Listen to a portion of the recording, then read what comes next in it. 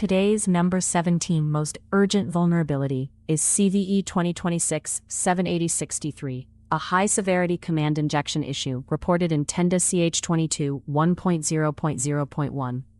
This is exactly the kind of CVE that can look deceptively ordinary on a spreadsheet, not a perfect 10, not currently on CISA's known exploited vulnerabilities catalog, and not necessarily the top item of the day. But it has two details that move it up the list.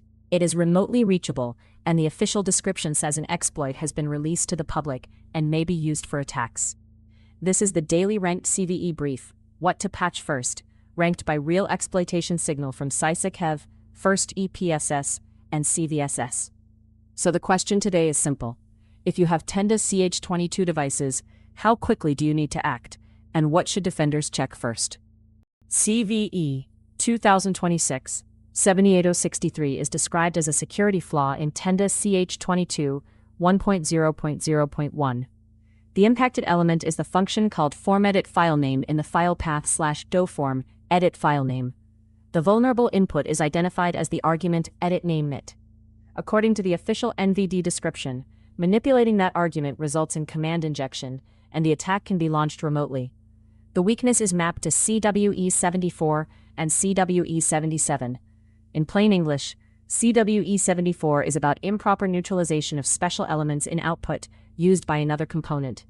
CWE-77 is specifically improper neutralization of special elements used in a command. Put more simply, user-controlled text is being handled in a way that can cross a boundary and be interpreted as part of a system command.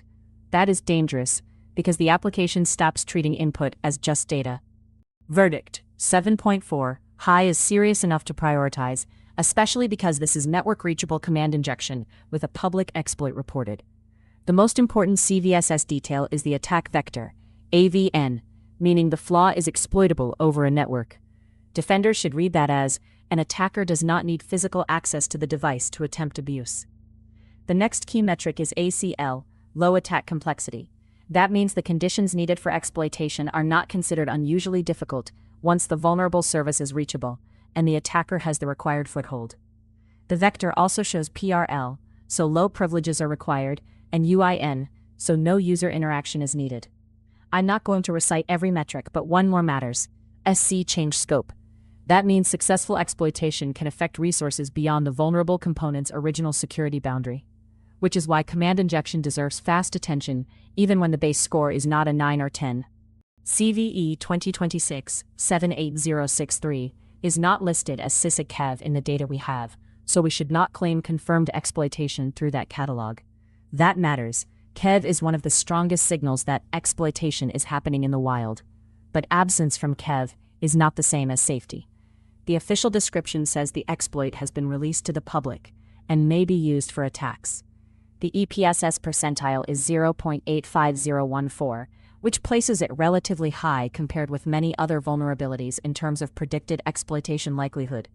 For defenders, the practical takeaway is this: do not wait for a KEV listing before you inventory and reduce exposure. Public exploit availability compresses the timeline between disclosure and opportunistic scanning. A device that was merely a maintenance item yesterday can become an easy target once repeatable exploit details are circulating. Conceptually, the attack path is straightforward, and that is what makes it defensively important. The vulnerable component is a web-style endpoint, goform editFileName, and the affected function processes an argument called editNameMit. The risk appears when attacker-controlled input reaches code that handles command execution without safely separating data from control characters or command syntax. We are not walking through exploit steps or payloads here. The point for defenders is reachability. If an attacker can access the device's relevant management surface and send data to the vulnerable functionality, the flaw may be reachable remotely. Because the CVSS vector says user interaction is not required, this is not a phishing-style issue where someone must click a link. It is a service exposure issue. Your best defensive question is not, would a user notice? It is, can untrusted network traffic reach the management function at all? To check whether you are affected, start with asset inventory. Look for Tenda CH22 devices and confirm whether they are running version 1.0.0.1, which is the version named in the official description.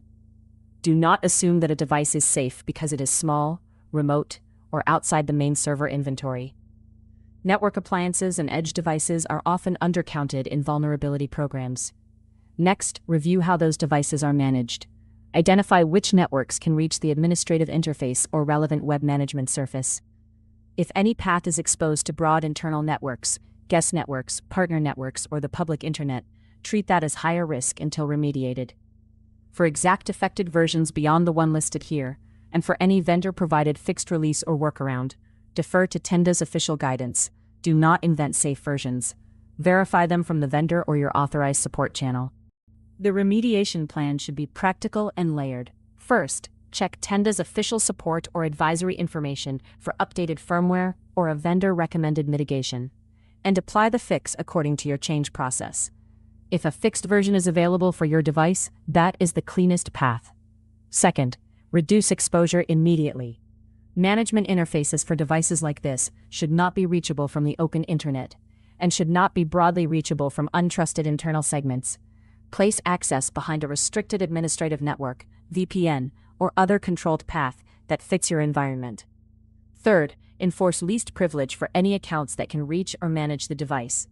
The CVSS vector shows low privileges are required, so account hygiene matters. Finally, if patching cannot happen quickly, compensate. Isolate the device, restrict access lists, monitor closely, and consider replacement if the device cannot be brought to a supportable state. For detection, focus on what normal management behavior should look like. In many environments, routine administration of a device should come from a small set of known administrator workstations, jump hosts, or management subnets. Watch for access to /goform editFileName from unexpected sources, unusual times, or networks that should not be administering the device. If logs expose request parameters or security events, pay attention to unusual values associated with editNameMit, especially values that look inconsistent with ordinary file naming activity. Avoid testing with exploit payloads in production. Detection should rely on safe log review and controlled validation. Also monitor for secondary signs, unexpected configuration changes, unexplained reboots, new or altered administrative settings, abnormal outbound connections, or performance changes after suspicious management requests. If you have network controls, alert on attempts to reach the management surface from outside approved paths. The goal is to catch both probing and post-exposure behavior early. To recap, CVE 2026-78063 is today's number 17 ranked CVE.